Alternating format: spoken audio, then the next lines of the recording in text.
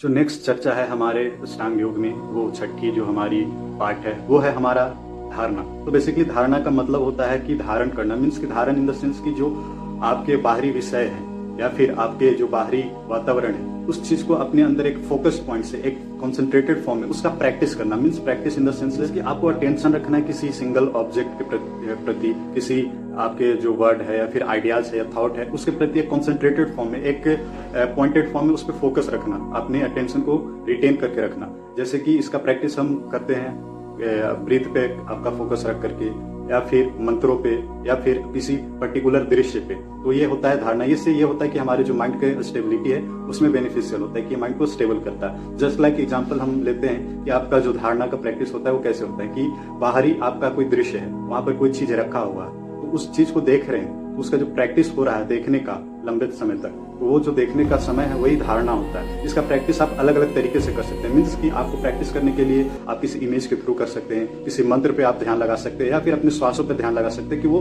ध्यान लगाने का मतलब यहाँ पर यह है कि आपको कॉन्सेंट्रेट करना, बट ध्यान का जो मीनिंग निकलता है वो अलग होता है। ध्यान धारणा के बाद आती है ध्यान। तो ध्यान वो अवस्था होती है कि ध्यान हमारे जो इनर हमारा जो पीस है उसको मेंटेन करने के लिए। तो वो जब धारणा हम करेंगे तब ध्यान में वो कन्वर्ट होगा। तो धारणा प्री प्रैक्टिस है आपके ध्यान का।